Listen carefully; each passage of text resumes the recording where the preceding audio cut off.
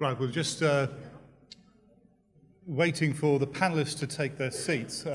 Just while they're doing so, I must confess I was really impressed by that session. It really brought home the depth of analysis and research that's been taking place, and picking up on conversations over lunch as well as presentations we've heard about how this can really impact on the way we deliver services and better understand the needs of people both here in the UK, but importantly also some of the common language and the common issues in France, China, and we heard also in Japan.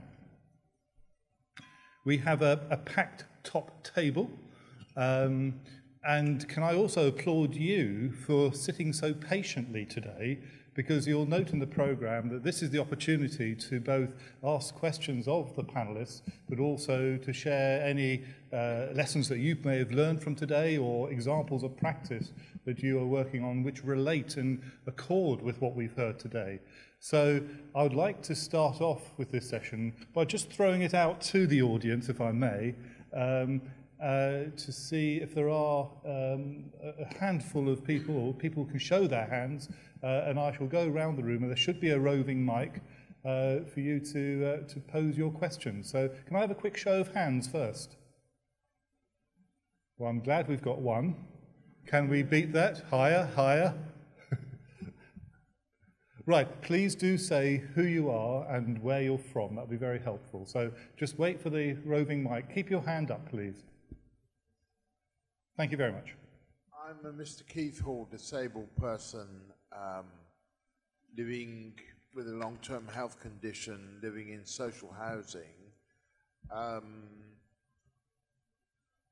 I wondered if anyone could highlight more about the equity that's a lot of patients in my category whose grandparents may have owned property and lived in that property, but because they've been labelled as having a condition, they're forced to live in rented, or in other words, downsizing.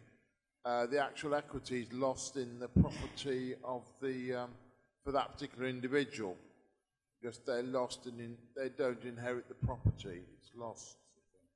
Right, so this is a question around equity release, which probably comes back to your excellent presentation, and an issue about people who may have downsized, and I suppose that the challenge here is about other family members who may not inherit the property, but also what the move-on options are for people in those circumstances. Does that make sense? Yes. There's a hand mic just coming. Yes, I'm not the one who did the research on equity release in the UK, and I'm sorry that my colleague is not here. I did the research on VRG system in France. But yes, in the case of the UK, it's true that, and I think the public authorities also try to encourage the idea of downsizing the property so that young families can live in bigger houses, and so it will be more adjusted to the older people.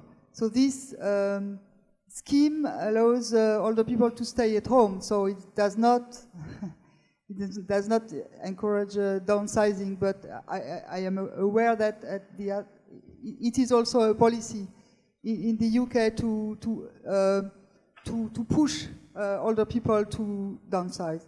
And while in France, as far as I know, I didn't come across such policy in France. And I was surprised because I thought it was quite relevant to try to adjust the size of the property to the size of the household.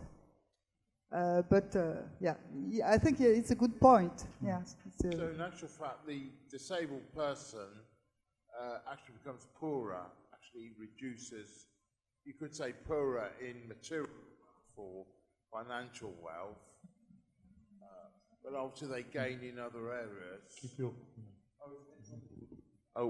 They gain in other areas, but they actually become poorer in terms of, well, in capital they can raise, things like that. Yes, it's very much around their asset base, reduces through moving into other forms of housing if they haven't got the capital. So that cash-rich cash, Yes. equity cash rich, cash poor point that you made, I think is what you're echoing.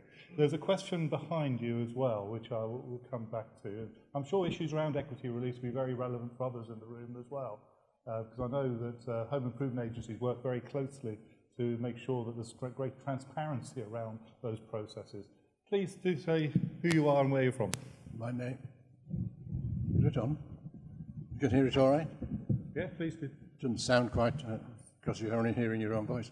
My name's David Scott, and I live in an extra care facility in Cheshire, bought with very deliberate intent because my late wife was disabled.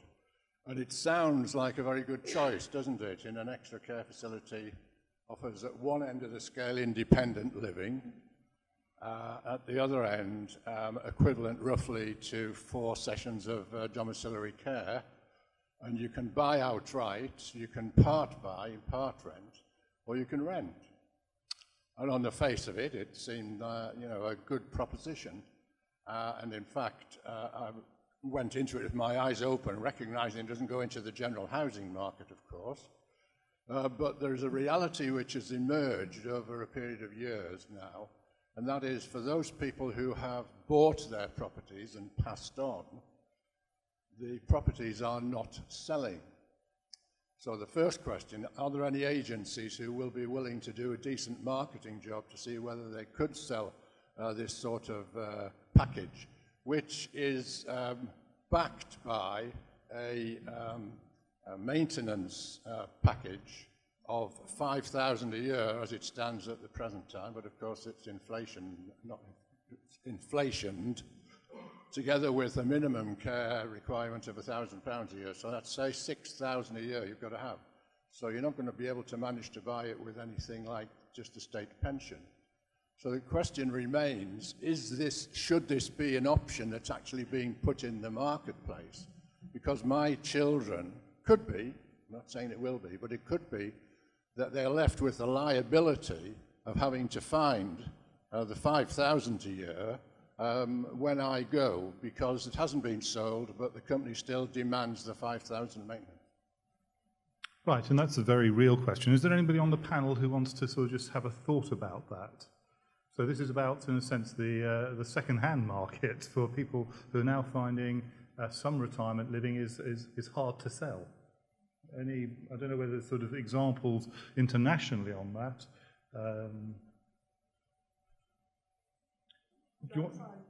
Yes, but the challenge, somebody's downsized, but then somebody then might find at a later date that the value of their property is below what they paid a few years back.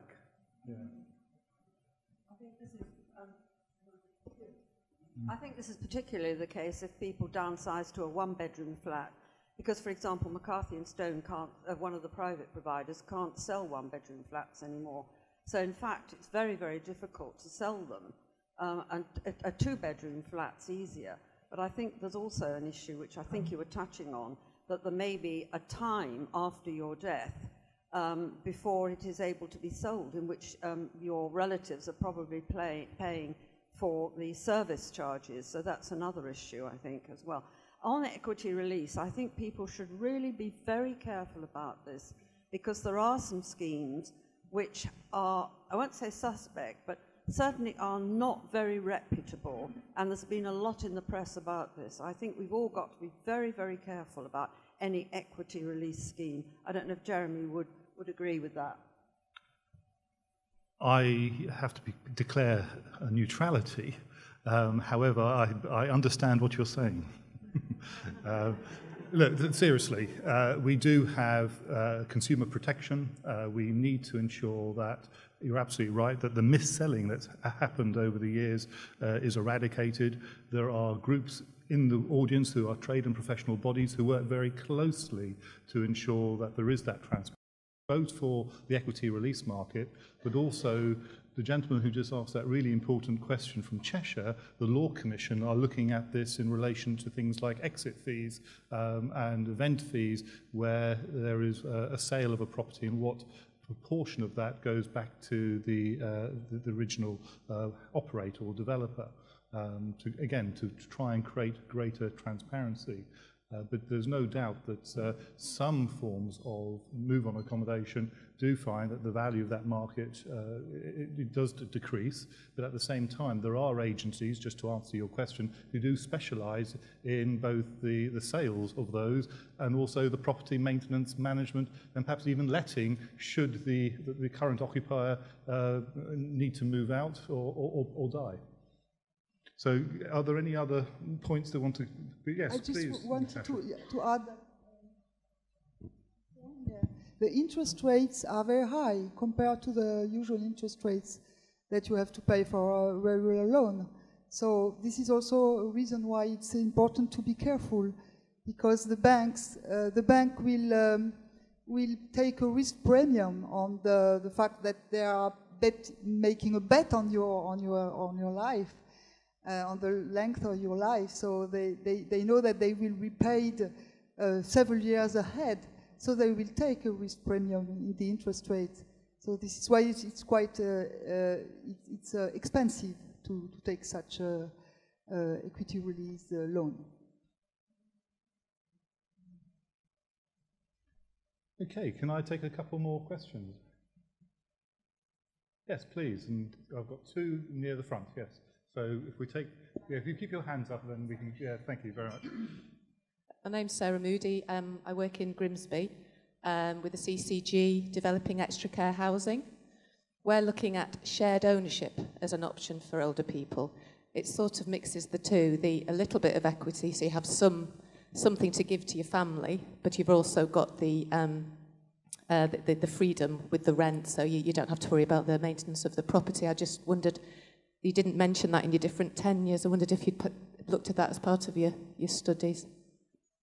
So shared ownership may mean different things in different countries. So I suppose simply it's part buy, part rent, if that helps. Do you have shared ownership in France or some shared equity? We have initiatives from groups of people who decide to be their own developer. So they have their house built, their condominium built, and they will share it. They will have their own housing unit, and they will share some common facilities. So this kind of initiative exists in France. It's very embryonic, but it exists. I don't know the UK system, so of share ownership for elderly people. I have no idea. It's more for young people at the minute, where to get people on the housing market, you only buy a part of your property and the rest you rent. So it's not quite what you're saying, yes, but it's not flown with older people, but could be something that... this is not very far, very common in France. I think that because of the level of the prices are different. Natasha, I think what you've described is more of a co-house, what we would call a co-housing model, where a group of people come together and purchase or rent, rather than an individual buys a stake in the building or the lease. But I think Anthea and a couple, do you want to come back, Anne? I mean, I think it's a very interesting initiative, which is proving very popular with younger people. I see no reason why it shouldn't be possible for older people, but then we say that about a lot of things, and then you do the research, and you find there are problems. So I think, a bit closer, is that? So I think there isn't any research, but there's no reason why, if there are schemes, there won't be some research, and I'll put my hand up, I'll do it. If there's money going for research, I'll do it. I think there are a number of other researchers in this room who would equally want to partner with you. And there's a question from the table on the front. Have you got a microphone? Oh, here it is. It's right behind you. I actually have three questions for three speakers. First, for Anne, say, not a question actually, but because we haven't still done the analysis for ELSA data, so I was wondering, given the similarity in living arrangements with the UK, with the rest of the Europe, whether what induces people to move house, do you think it all will also be similar to it should be cognitive issues more than disability? Do you think it would be the same for the UK? And also in your analysis, whether it's possible to include the differences between the urban and the rural, I was wondering. So I'll ask all three questions at the same time. The second, okay. Okay.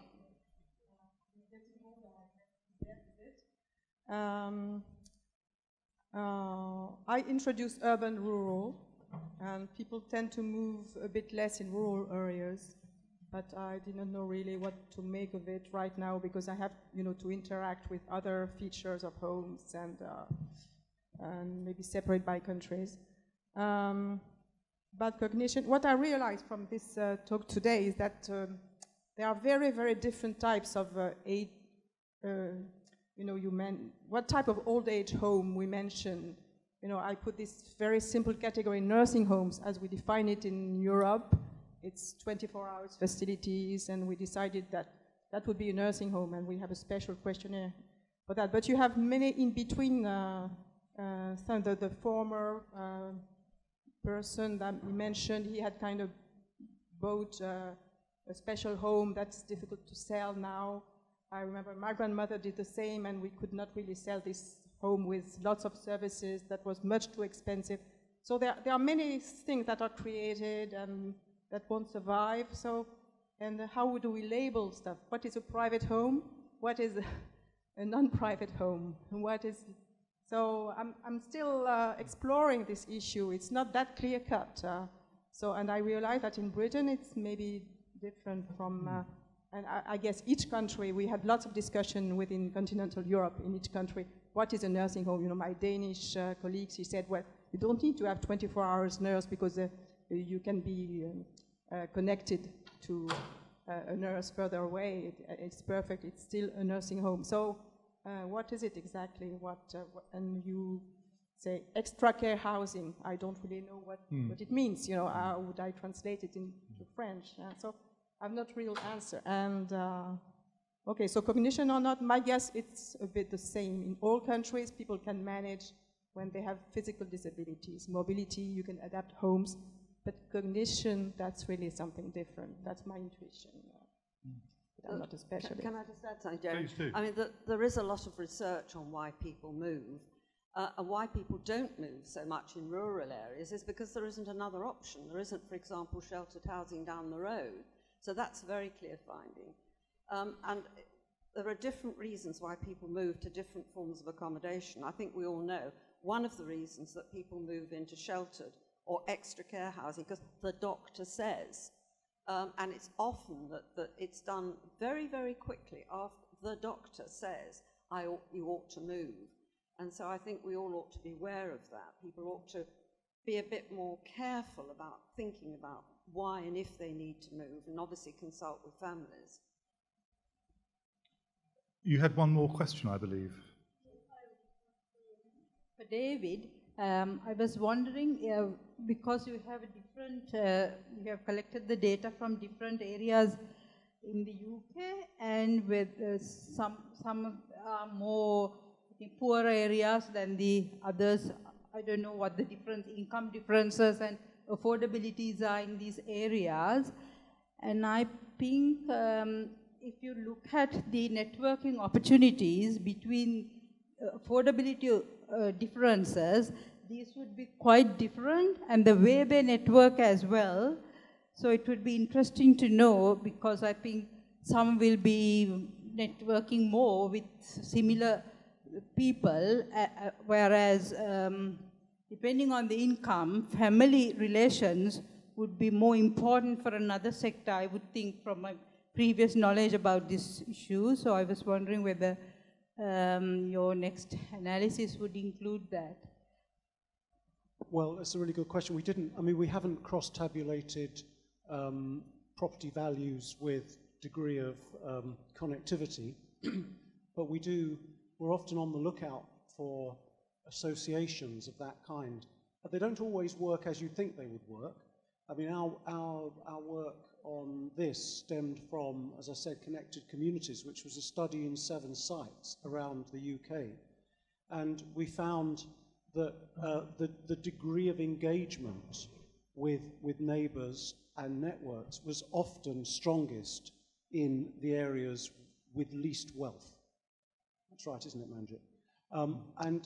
We had somebody sitting here today from our team who's doing some of this work in West Cumbria, which is not a wealthy area at all, and finding that the level of social contact, beneficial social contact that can be engendered, really cuts right across those kinds of socioeconomic divisions.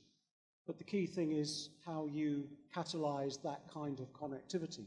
It isn't spontaneous always. A lot of the connectivity that people already have is not appropriately valued or built upon. It's disregarded often by medics and the service systems themselves who pay no account, give no account, or pay no interest in it, have no interest in it, do not account for it in the way in which they construct ideas about people's future lives. So, but you're right, there is a lot more thinking to do on that, a lot more research to do, and following your model, if there's any money for that, I'm up for that. So, yeah. No, I'm going to do it. Yeah, but we will do. So that was really, I think it's a really interesting question. We tried as far as we could to pick areas that were diverse, to represent a reasonable spread of sort of demographic characteristics. But this was a small study with, in relatively few places, so we weren't able to do that in a very systematic way. Yes, so because in most of, if there are poor areas, usually there would be some agencies working with the communities, trying to make these connections through some organized activities. So I always wonder, because this is not long-term, it's not sustainable in the long term, and when these agencies who make these initiatives go away, what happens? Because unlike in the richer communities, there aren't opportunities for people to network, there aren't opportunities, and they can't afford it, and there aren't opportunities as well at the same time. So I don't know the answer as well, I'm just raising a question. Well, I think the point you made was, I thought, very well articulated by David in his session around the belonging and longing to community, as well as that trusting neighbourhood and how you build the trust within the community. Is there anything else you want to expand on that? Well, not well, sort of. I mean, you're right in saying that lots of these communities have rich seams of community activists and community development. That was the case 10 years ago, 5 years ago even. We shouldn't underestimate the degree to which, statutory cuts have impacted on the capacity of agencies to provide this kind of catalyst, as I called it in the presentation. And although we think that community activity itself, the engagement of communities, is key to developing that sense of citizen belonging, you can't do it in the absence of public services. And I think it's really important to note that. And communities themselves have told us repeatedly, the people we've worked with on connected communities tell us repeatedly that this is the case. You cannot expect people to do the job of statutory services. But if they are engaged because statutory services themselves have some vision of what could be achieved, then anything's possible. One that I'm going to go back to the floor, and I have a question for Zan, actually, so I'll come back. Go on, Anthea. Yeah. Well, I agree with you about what you were describing, pilot projects, where a scheme started and then it disappears, and I feel very ambivalent about those. But I think the connectivity, we shouldn't ignore the fact that a lot of people do things themselves without anybody intervening. I mean, one of my students has just done a dissertation on men's sheds, which have developed, what started in Australia, but now quite a lot in this country, where men are getting together. As far as I know, local authorities weren't involved.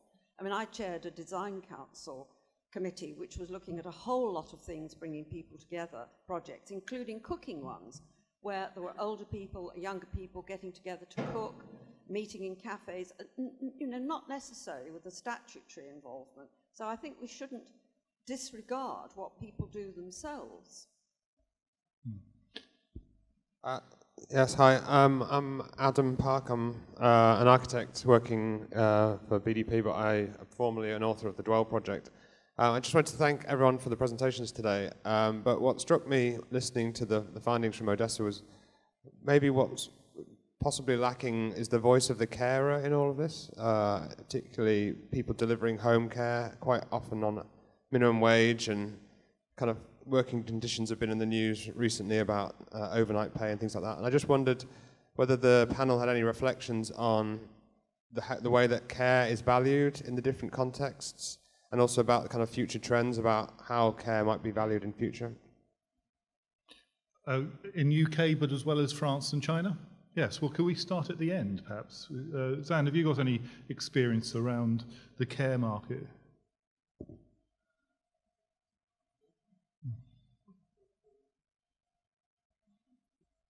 No.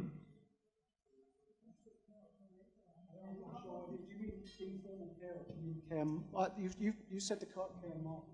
No, well, I'm talking about carers, so professional care, but people, the care staff that are going into people's homes and getting people up in the morning, giving them meals and helping them to the toilet. You know, the things that actually matter to people who want to age in place. Well, it depends. Each work package, they had their own user group. I mean, I can speak on, for example, for work package 4, we had them as part of the focus groups. They were carers when we went, because we had the focus groups in extra care housing and care homes, so they were by default in the part of the participants. So we got their views in that particular area, but I think you had as well. We had carers represented in our focus groups. Carers were often the community researchers. Manjit, do you want to add anything to that? Manjit led the community engagement aspect of our work, so she might have something more impressive than me to say about that.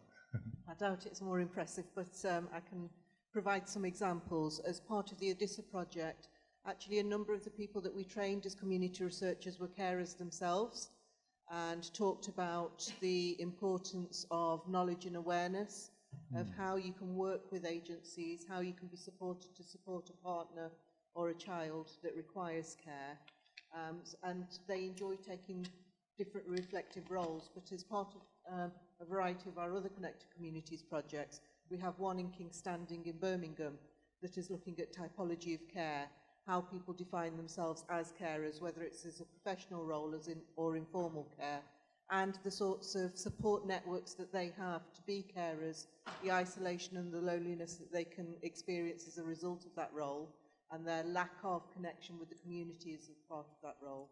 So carers are an essential part, and I think it partly relates to your question about networks within communities, and especially in areas of social deprivation. Do those networks remain unsupported in informal care?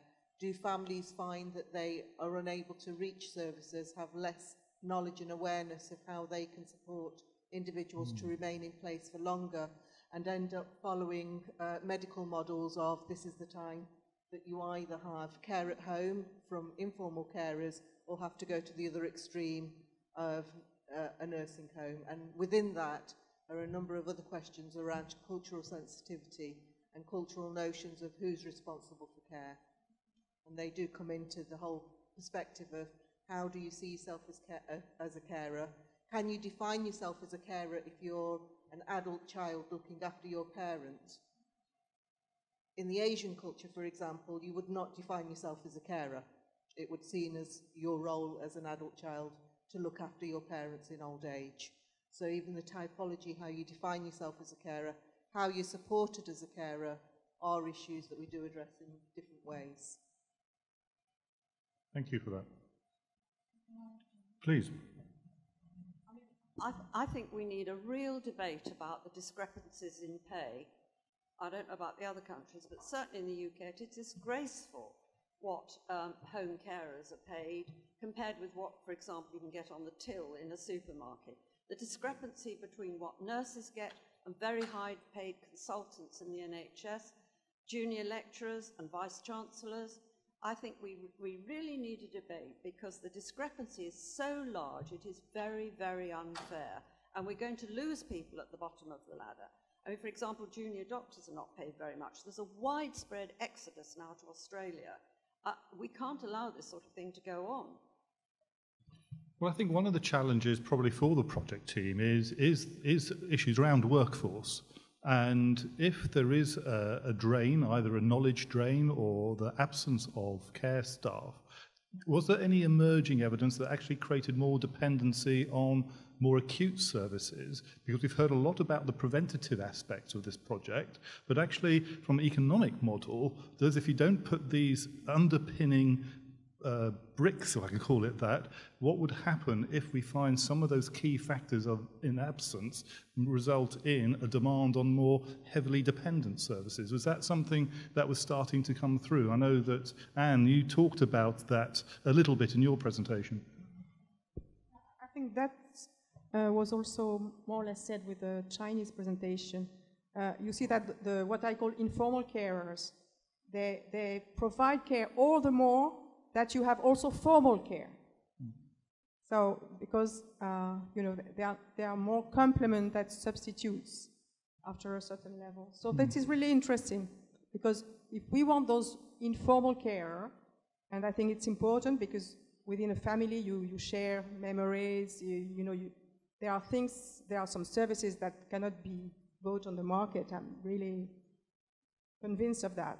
But if you want them to be able to help their parent, their spouse, and not be too exhausted themselves, you do have to complement that with formal carers and pay them accordingly. And also, I don't know if that was in British newspapers, but last week we had huge strikes in nursing homes in France. Yeah, because people say they are totally overwhelmed, they are not paid enough, there are not enough personnel, and they get people more and more heavily disabled. So there has not been strikes and demonstration of home carers because they are not that well organized, I think, but it may come. It may come, and we have real difficulties to find them because it's also a physical work sometimes. So, well. Well, interestingly, the strikes we have here this week are our university professors and academics. Some of those are on strike. But is there any examples that you wish to share from China, Zhanyang? Yeah, I think, as I said, because in China, informal care is, we have really limited formal care for the old people. Mostly we only have the informed care from the children and or from the relatives. So in fact, we found that's why reason why some old people has to live with their children, because they have to get this informed care from their children, particularly if they have a doctor. So we found very significant effects that if old people have a doctor, they have more high possibility to live with their children, because they could get more informed care from doctor compared to from some. So. Oh, that's interesting. Yes, please come back. There's a microphone just to your left. Research on formal care in China, and this is a very small market because the Chinese government does not take in charge, they don't pay the cost of medical care. So medical care is expensive, and formal care is even more expensive. Than you have to pay for the care and the medical care, I mean the elderly care. So in some nursing homes, we investigated the conditions of this formal care, and we found that it's provided by housewives as a second salary and extremely low paid. There is no minimum salary, so they are paid really very, very low. And you have probably heard about migrant workers in China. They talk about the migration and so on, but migrant workers would never do this job, never, ever, because it's too bad paid. I mean, it's only for if you have already a salary in your family, then you can do it, and if you have absolutely no skills, then you will do it. Interesting. Is there any other comment or question or an example of what you're doing in your own health, social care or housing economy?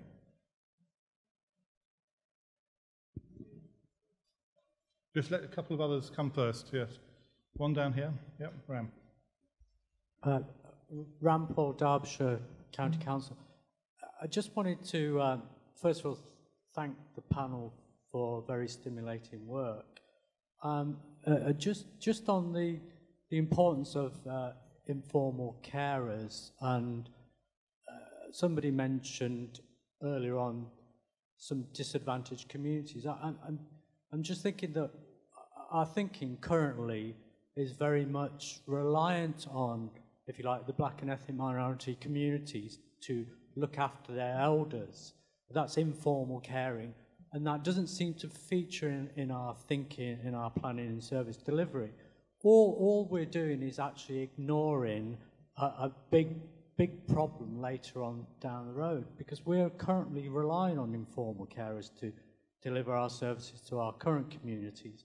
But if you ignore the problems of that hidden unmet need, because that's what it is, because currently children might be looking after their parents, but as they integrate more and more, they begin to do what the host community does, which is very much fragmented. They move on, live in different parts of the country. So the informal care that they would normally be able to provide is going to be reducing as they get older and more integrated into the community. So I'm just wondering if any of that came through in any of the work that the panels did.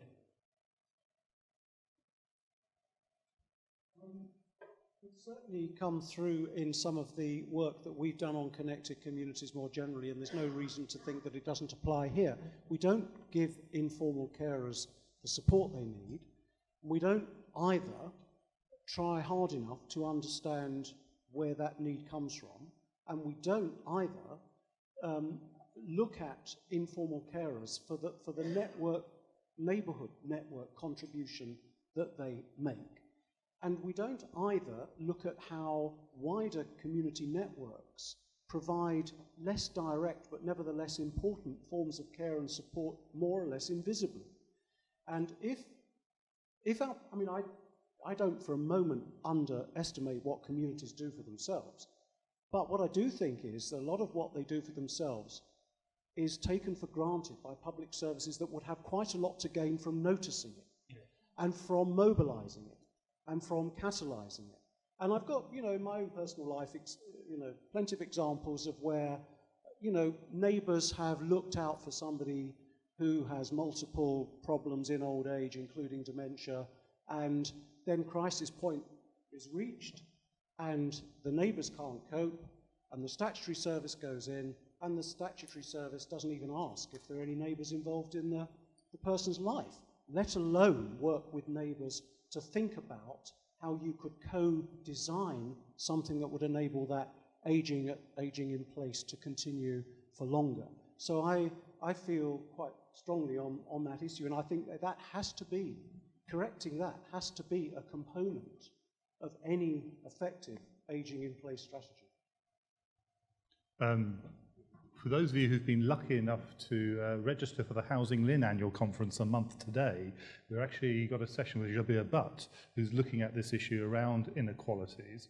And please do follow what we're doing and the work of Odessa, because these are ongoing discussions that we want to take place, not just around diversity in terms of BNE issues, but also LGBT, dementia, and a number of other areas as well. So these are real pertinent issues affecting both carers and informal carers and families at the moment.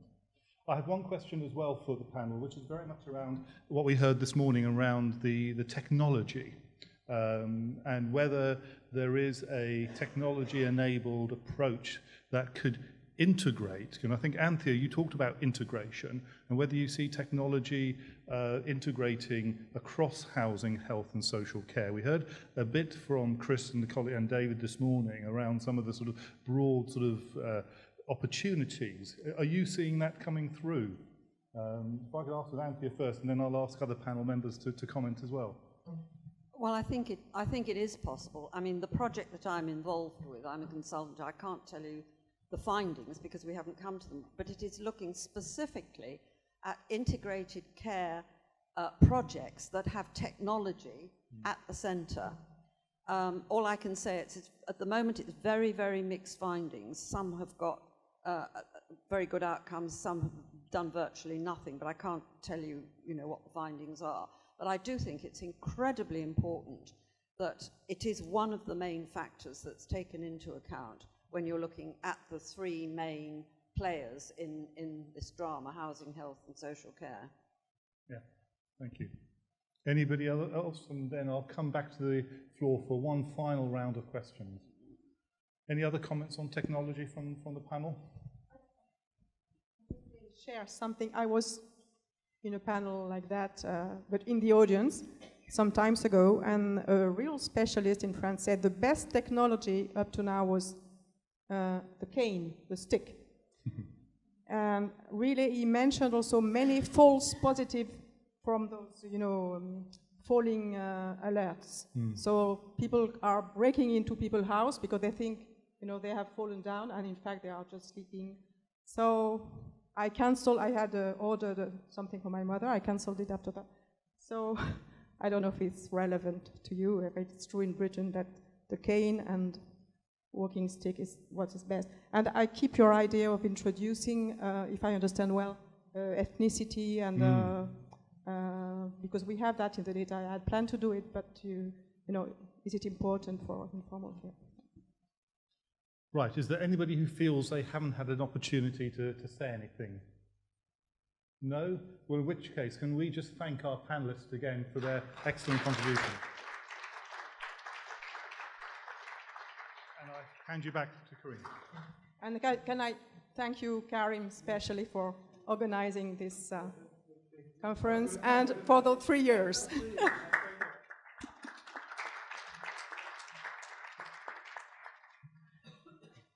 I'm going to thank everyone. Just wait. Just a few points. I'm conscious Jeremy has a train at 4:15, so I have to let him go, but it's okay. I think we're going to be finishing in a few minutes. So,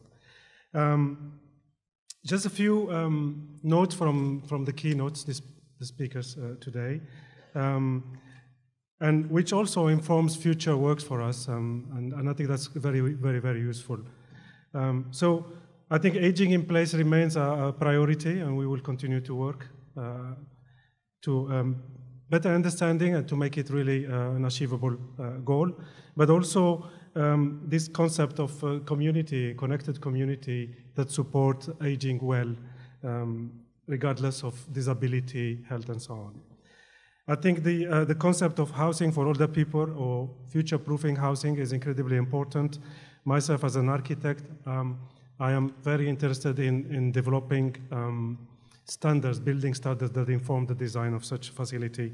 I think recent developments point to actually the contrary by the scrapping of lifetime homes, just because some housing developers are lobbying the government and so on and doing a good job. I think we need to speak out regarding that as a professionals, as a designer. And I think similarly, this concept of co-production, co-design, it's incredibly important, and there is more and more of it, and I think funding bodies are requiring us to involve the user in much more meaningful ways, not just as participants, but no more as partners of equal terms.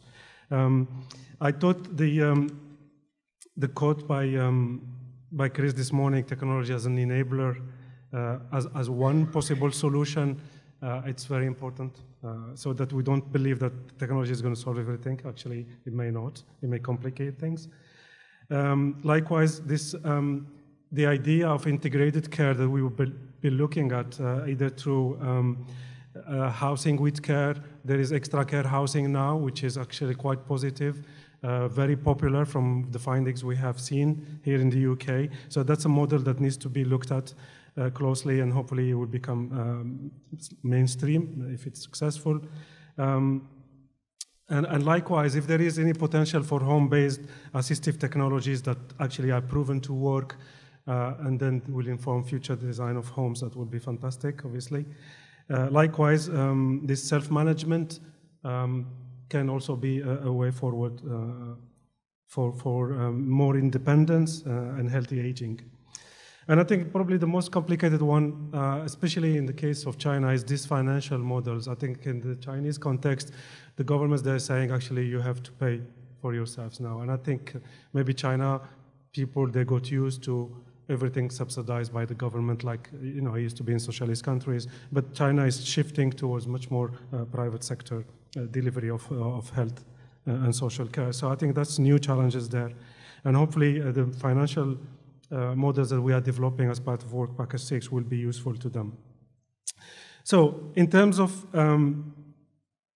Odessa moving forward, I think we will be producing or we'll be suggesting some guidelines for understanding, for example, living arrangements and housing mobility. So it is understood now through all these longitudinal studies, which are incredibly useful. We have a better understanding of what it means to be within a connected community in the 3 countries, and to help understanding of also what comes from Work Package and Work Package 1 and 2 across the 3 countries.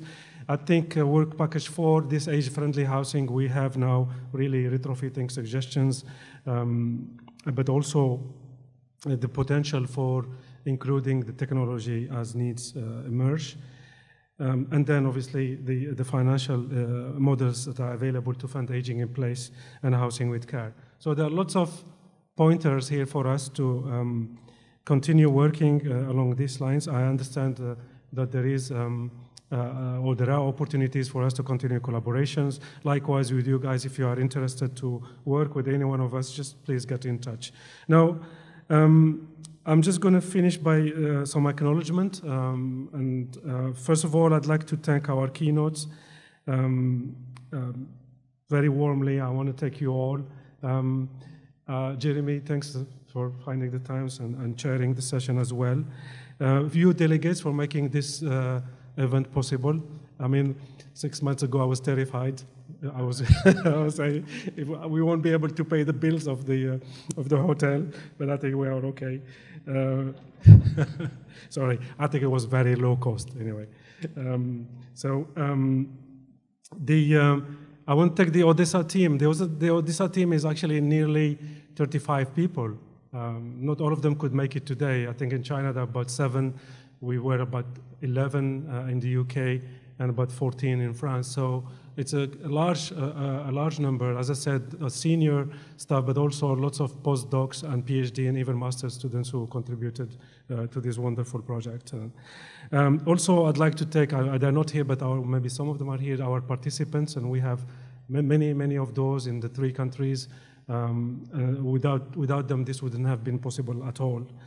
And lastly, the funding agencies who made this resource available to us to do something that we love, and we are very closely connected to that. So something we care about that was made possible through this funding. So thank you to all, and I think I'll let you go 25 minutes or 27 minutes early. So have a wonderful weekend, and hopefully we'll meet again soon. Thank you.